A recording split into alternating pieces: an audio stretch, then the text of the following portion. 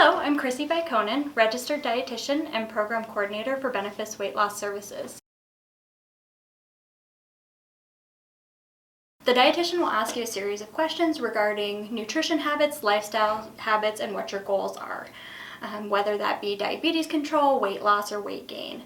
A dietitian is certified by the Board of Medical Examiners, and we base our recommendations on research. So we'll ask what you're currently doing and then provide you with information that's relevant to your goals. If you are seeing the dietitian for a bariatric surgery evaluation, that first visit will largely be an information session regarding the permanent lifestyle changes associated with bariatric surgery. I also like to talk about what a dietitian visit is not. It's not a place for judgment. It's not the job of the dietitian to judge you, but rather to empower you and meet you where you are. The dietitian is not going to recommend a fad diet such as keto or paleo. We do have exchange lists that will give you information on servings of proteins, fruits, vegetables, if that's something you're interested in, or just general information, but we don't have a one-size-fits-all menu plan. We also don't have a one-size-fits-all approach with our patients. Every patient is different and your goals are different. And so we understand that, and we'll give you the information based on where you are currently with nutrition and lifestyle and where you would like to be. We do not lecture you or over-restrict. The session is not intended to eliminate individual foods, but rather to discuss balance and moderation. It's not a session of eat this and don't eat that, but rather just general information that gives you an idea of balance and appropriate portion sizes. My name is Dr. Kathleen Blair, and I'm an internal medicine physician here at Benefis. I am the medical director of the Benefis Weight Loss Services, and my role with our program is to see patients usually at the beginning of the process to help them be introduced into the program, but also determine any medical needs, any medical issues that we would need to address, and then talk about different weight loss options within the program. We have a multitude of routes that people take. Some people are very interested in bariatric surgery, and we help them along that line. Other patients are looking for other non-surgical options, so we offer evaluation for weight loss medications. We also have dietitians that we work with that help with dietary modification, and we have physical therapy that are available to help with an exercise program. One part of our programming is with the dietitians. We have a multitude of different options for patients to work with dietitians. We have one-on-one individualized sessions. We have diabetic education. We also have a diabetes prevention program. The Healthy Lifestyle program is a one-year-long program in which you work in a group-like setting with a dietitian, and you see the dietitian on a weekly basis for 6 months, followed by a monthly basis for an additional 6 months. We also have the IBT program, which starts out as a 6-month program and can be extended longer depending on your weight loss success. This one is generally covered by Medicare and Medicaid and other private insurance if needed. Okay. Hi, I'm Dr. Fook. I'm a surgeon at Great Falls Surgical Associates, and I've partnered up with Benefis to provide bariatric surgical options for patients who are being considered in our weight loss program for bariatric surgery. Traditionally, we have used a BMI of 40 as our sort of threshold for offering bariatric surgery. Patients who have a BMI above 40 without other associated medical comorbidities pertaining to obesity and excess weight are considered candidates for bariatric surgery. Now, you can also have a BMI above 35 and with associated medical comorbidities such as diabetes, hypertension, obstructive sleep apnea, and many others. And if you fulfill those criteria, then you can also be considered a candidate for bariatric surgery. This not only pertains to lap bands, but also to consideration of other bariatric surgical options such as sleeve gastrectomies and gastric bypasses. Patients who are interested in other bariatric surgical options, such as a sleeve gastrectomy or a Roux-en-Y gastric bypass, there are many differences, weaknesses, and advantages to each option that should be thoroughly discussed in each individual patient situation to decide which surgical option is right for you. In the U.S., the sleeve gastrectomy and the gastric bypass are the most commonly performed options, and each is associated with its own certain level of excess weight loss. In general, the gastric bypass is more effective at weight loss but carries slightly higher risk of the surgical procedure itself.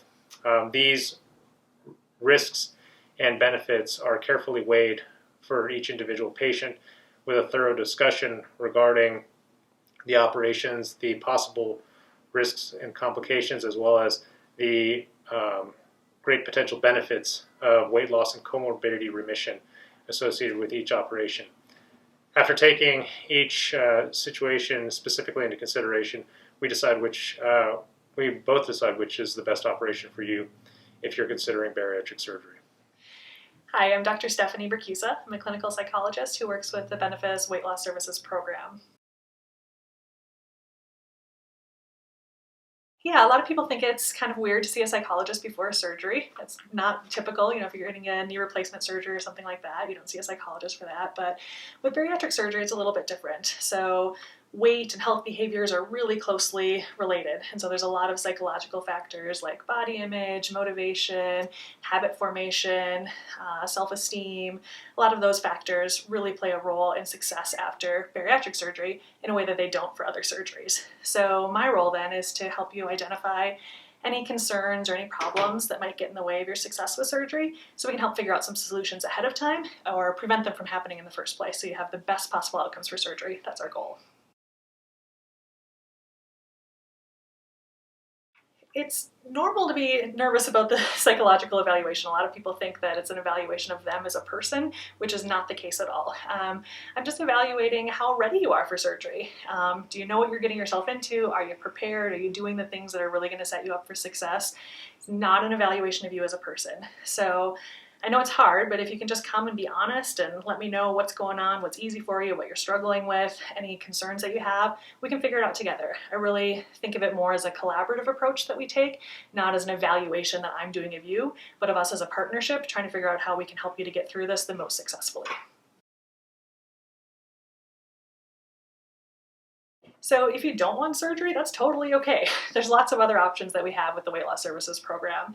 So Benefis, we have dietitians, medical doctors, me as a psychologist, physical therapists, other professionals, and all of us want to help you to reach whatever your goals are on whatever path you feel is the best fit for you. So if it's something I can help with, if you feel like psychological factors are getting in the way, we can do therapy meetings where we can talk about stress management, forming healthy habits, behavioral interventions that might help you to reach those goals. So surgery isn't for everyone. It's not the only one option. There's lots of different choices out there. Thoughts, feelings, and behaviors, they're all related. So especially if you've had a trauma or traumas in your past, it's really great that you can see that there's a connection between those thoughts, feelings, and behaviors that are at play for you. So I'm really glad that you're being proactive and that you're seeking out help for those and looking for some solutions. So when you ask if it's a brain thing, it's definitely a brain thing because everything starts in our brain, right? All of our thoughts and our feelings and our actions, they all start in the brain. But it's not a brain thing in the sense that it can't change. There are things that can help to make things better for you. So at least on the therapy side, therapy isn't just one thing. Just like medications, there isn't just one medication for every problem. There isn't one diet plan for every person. There isn't one therapy that's fitting for everyone. So if you haven't already, I would encourage you to look into some trauma-focused therapies or specific trauma therapies that are out there, and ideally with a therapist who also understands the role that eating can play in coping with traumas. When it comes to cravings, there's lots of different reasons that people can start to crave things. So there's medical causes, there can be kidney, thyroid, dehydration, being sleep deprived, all sorts of medical reasons that may cause someone to crave certain foods. There's also psychological reasons that you might crave certain foods. So it could be a habit. If you're always eating something at 3 o'clock in the afternoon, when you get that mid-afternoon slump, that can become a habit over time and your body starts to expect that. Stress can also play a role. So if you don't have other ways of managing stress in your life, sometimes that can lead to different cravings. And another one is emotional eating. So not just for stress, but for all different types of emotions, whether you're happy or sad or angry or stressed or any number of different feelings. If you don't have ways of dealing with those emotions, sometimes food can fill that void. So there's some people who think that whatever you're craving, there might be a metaphor for what it is that you're needing or missing in your life. So for example, if you're really craving something sweet, you're needing some sweetness in your life. And so if you can look at where do I need sweetness or how am I not sweet enough, that can help you to understand why you might be craving the sweets. If you're craving really smooth, creamy things like ice cream or peanut butter, maybe that's you're wanting your life to be smoother or easier. It's a metaphor for what you're missing in your life. So when it comes to salty or crunchy foods, maybe you're feeling kind of salty in some way, and so you're kind of angry or irritable at something. And if you can look at where that emotion might be coming into play, that might be a way to address that craving. So the more you can identify the causes that are underlying the craving, the more you can actually make a plan that addresses the specific underlying issue that's at the heart of it all. It can be really frustrating when you feel like you're doing everything that you're supposed to be doing and the weight's still not budging. Your doctor's spot on when they say 1,200 calories, anything below that is too low. It's hard to say, I don't have the magic bullet that says do this and you'll lose weight. I wish I did. But we can do a comprehensive assessment with one of our doctors to look at medications. That's one of your questions, is the hormone replacement therapy medication, if that might be affecting your weight. So our doctors can take a look at that, maybe get some labs, check other medications. One thing that I commonly see when people are trying to lose weight is that they over-restrict their calories, and their calories are actually too low. So simply increasing calories for some people can help those numbers go down. Seems like it should be opposite, but if you're not eating enough calories, your body starts stashing away calories rather than burning them. And so it can be helpful if you increase your calories to a more appropriate range for you. I can help you figure out what that appropriate range is. So make an appointment with us, and I think that we can definitely take a look to see if some of your concerns might be what's causing that lack of weight loss.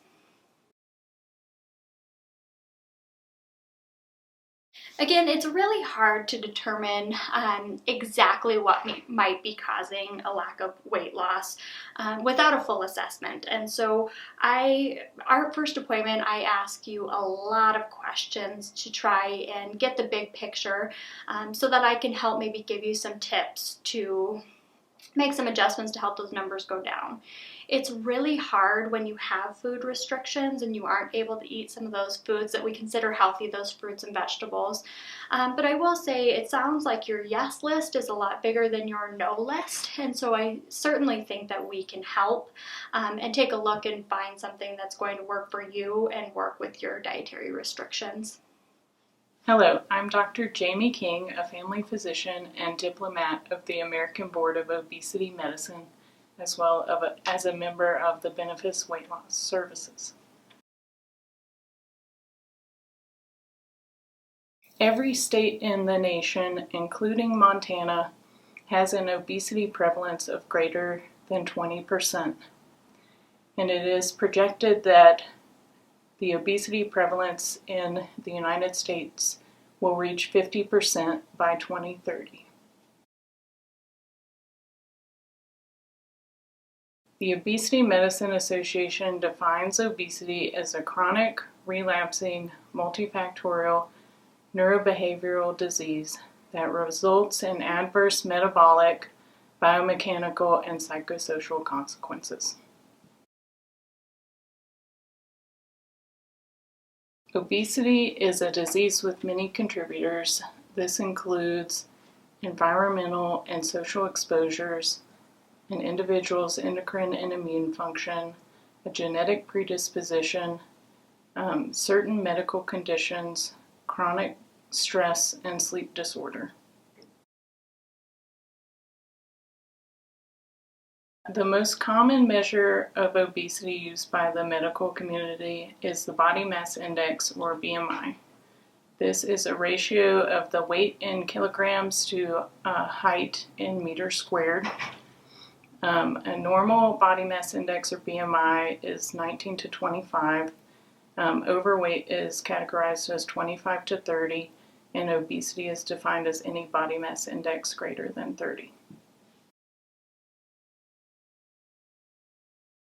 Obesity increases the risk of certain medical conditions and comorbidities.